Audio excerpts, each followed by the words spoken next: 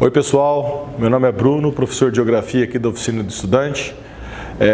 Vamos começar mais uma videoaula e hoje nós vamos falar um pouco sobre a política externa dos Estados Unidos. A maior potência militar e econômica do planeta tem, ao longo da sua história, que não é uma história tão grande quanto a dos países europeus, posições políticas, imposições políticas cada vez mais fortes e que, invariavelmente, acabam gerando controvérsia internacional. Muitos apoiam, outros não apoiam essas políticas, acaba gerando um confronto de ideias em todo o planeta, não só repercutindo nos Estados Unidos, mas no mundo todo. Até porque, como eu já falei, como nós vamos ver, elas são impositivas, extremamente severas, inúmeras vezes, na maioria dos casos, na verdade.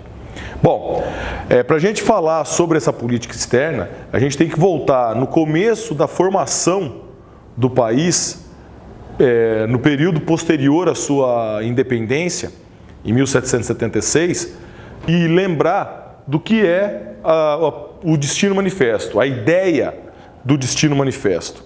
O Destino Manifesto baseia a expansão territorial dos Estados Unidos. A gente tem que lembrar que todo o território dos Estados Unidos, além do território ocupado pelas 13 colônias originais, já eram ocupados por franceses, por mexicanos, por britânicos e, óbvio, por nações nativas, várias nações indígenas. Então, os Estados Unidos, querendo expandir o seu território, iriam encontrar resistência, como de fato aconteceu. Só que eles consideravam esse processo de expansão territorial fundamental para a sua existência e um detalhe, eles acreditavam que eles tinham a divina escolha do seu lado para fazer isso. Porque, de toda forma, esses confrontos existindo, eles teriam que, de alguma forma, serem superados. E, muitas vezes, de forma absolutamente violenta.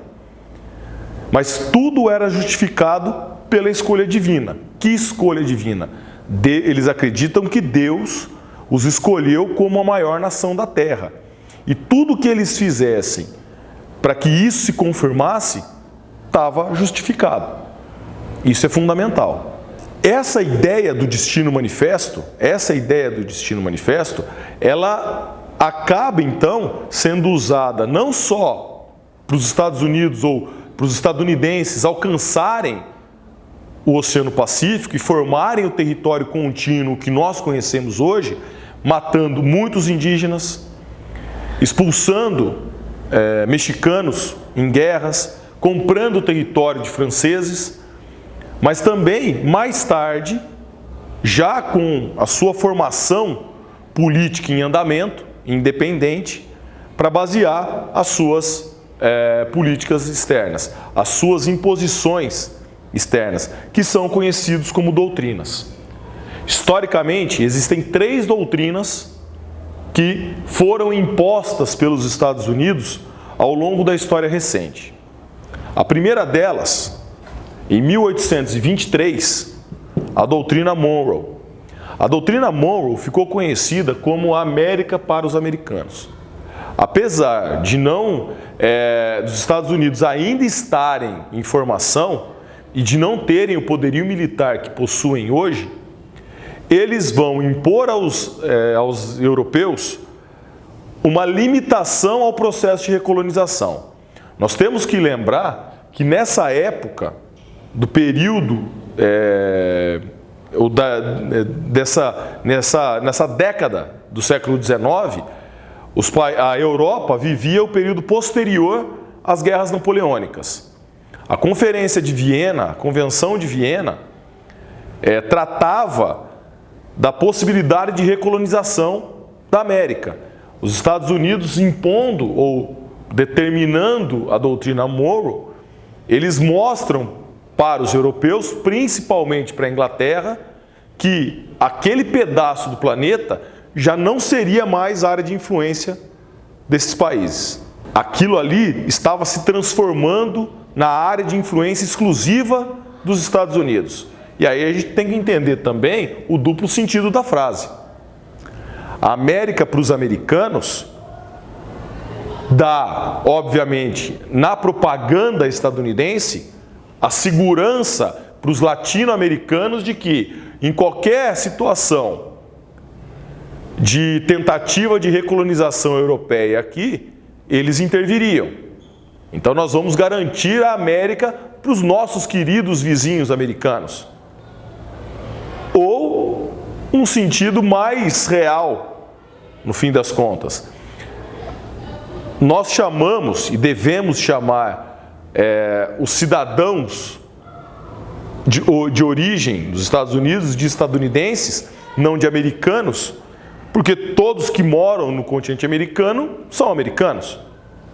Mas o termo americano, a gente sabe muito bem que é usado quase que de maneira exclusiva para identificá-los. Então, a América para os americanos, talvez para os americanos do norte. E com certeza era essa a ideia que eles tinham, de estabelecimento de uma área de influência direta. A transformação da América Latina no seu quintal, na sua área de atuação política, econômica, intervencionista, até, em alguns momentos, colonizadora e de exploração, certo? E a confirmação disso acontece com a Big Stick Policy, a política do grande bastão, o uso do grande bastão. O termo, isso adotado pelo presidente Theodore Roosevelt no início do século XX, é baseado num ditado africano que dizia mais ou menos o seguinte: fale suavemente, mas sempre segurando um grande bastão. Quer dizer, vamos negociar, mas se for necessário, nós vamos impor a nossa vontade à força. E é exatamente isso que vai acontecer. No início do século XX, o investimento dos Estados Unidos na construção do Canal do Panamá e a ajuda a interferência direta na independência cubana, que logo após ela acontecer, na formulação da Constituição cubana, a emenda Platt, que dá aos Estados Unidos o direito, quase que sagrado, de exploração do território cubano. Isso fez parte do que foi a Big Stick Policy, certo? Então, a continuação, a perpetuação, a concretização da doutrina Monroe. A segunda doutrina americana, ela vai ser instituída logo após a Segunda Guerra Mundial, no princípio do contexto da Guerra Fria. Na verdade, a Guerra Fria já vinha se desenhando ao longo do último ano da Segunda Guerra, principalmente nas duas grandes conferências que determinaram as áreas de influência na Europa, já mostrando a divisão que aconteceria no planeta entre a ideologia socialista e a ideologia capitalista. Quando acaba a Segunda Guerra e isso fica de fato consolidado, em 1947 os Estados Unidos instituem a doutrina Truman, que fica conhecida como a política do cordão sanitário. Entendendo o cordão sanitário aqui como um termo apropriado, ou que foi apropriado de ações sanitárias, de fato, de ações de saúde, onde áreas contaminadas por determinada doença eram isoladas, postas em quarentena, para que a doença não se espalhasse. Os Estados Unidos consideravam o socialismo uma doença. Fica isso muito evidente quando a gente lembra, por exemplo, do macartismo, dentro do próprio Estados Unidos. A caça às bruxas, a caça aos socialistas dentro dos Estados Unidos. Eles consideravam assim. Então, vamos isolar a doença socialista a partir de um cordão sanitário. Cordão sanitário baseado em 3 princípios: ações econômicas, políticas e militares. Ações econômicas como o Plano Marshall, o plano de ajuda à reconstrução da Europa Ocidental, dos países da Europa Ocidental. Foi uma forma de vincular os países aliados dos Estados Unidos à sua economia e ao seu sistema, ao sistema que ele determinava ou considerava o mais certo, o mais justo, o mais importante. Ações políticas. a participação dos Estados Unidos na formação dos regimes totalitários no continente americano. As ditaduras militares patrocinadas pelos Estados Unidos em todo o continente americano.